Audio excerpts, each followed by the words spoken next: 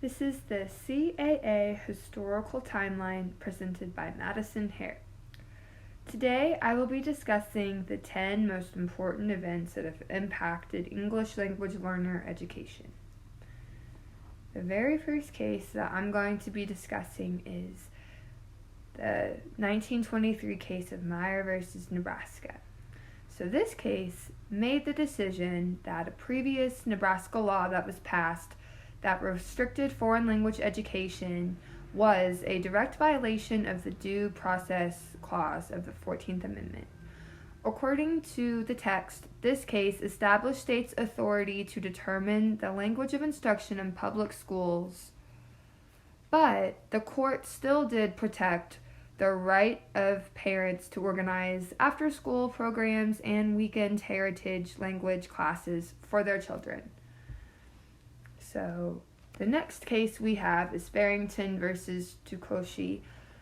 This was a 1927 court case that made the decision that a law passed by the territory of Hawaii, which had made it illegal to teach foreign language without a proper permit, was in direct violation of the Due Process Clause of the Fifth Amendment.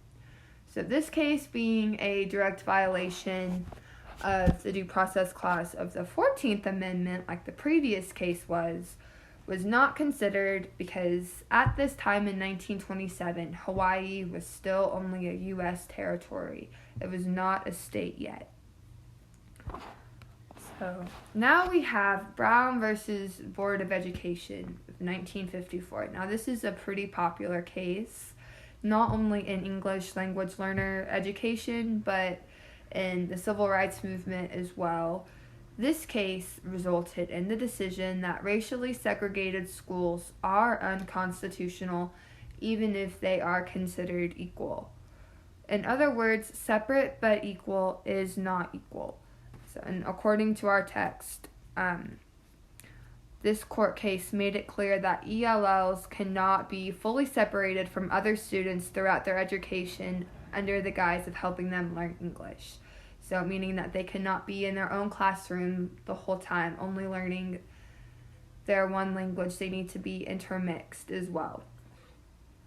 And as previously stated, this court case was not only heavily impacted ELL education, but it is also a prominent case for the civil rights movement because it said that schools cannot be racially segregated, which was a big deal at that time. So now we have the Elementary and Secondary Education Act of 1965. So this act was signed into law by President Johnson as part of his War on Poverty. And according to our text, this act provided funds, policies, and procedures that target students specifically from low-income families. Even though this law was instrumental in English language learner education, it complicated the lines of authority among federal, state, and local officials over public education. So now we have the Civil Rights Act of 1964. This case outlawed discrimination based on a number of things, but especially sex, race, gender, religion, and national origin. This not only prevented racial segregations in schools, but employment and in public accommodations as well. So this was another act that was not only important in English language learner education, but it also was big in the civil rights, and it was a labor law. So now we have the Bilingual Education Act of 1968. This was the first act to ever, this act was the first ever United States legislation to recognize the needs of English language learners. This act also opened up a need for teachers who can teach in other languages besides English, and even still today, there is a huge need for these teachers. According to the author of Foundations for Teaching English Language Learners, Wayne E. Wright, this act provided grants to school district and other eligible entities through competitive grant process. So now we have Lau versus Nichols. This case was decided back in January of 1974, and this case decided that the lack of language instruction for English language learners directly violated the Civil Rights Act of 1964.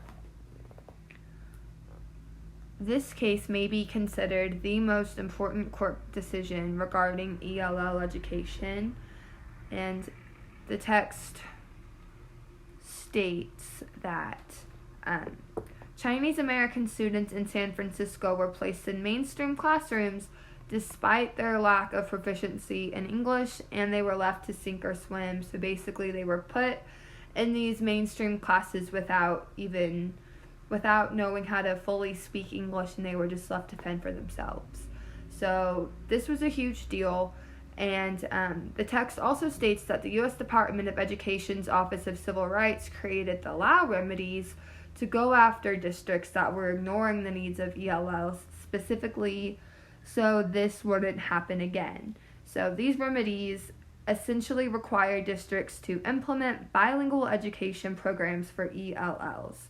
So this is considered one of the most important court cases regarding English language education.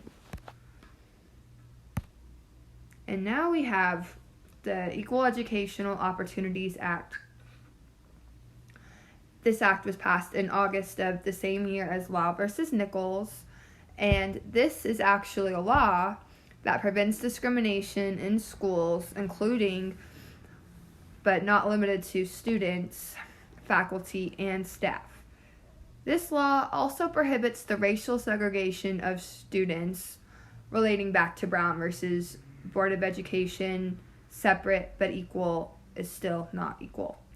This law also requires school districts to prevent barriers that will affect equal participation amongst students.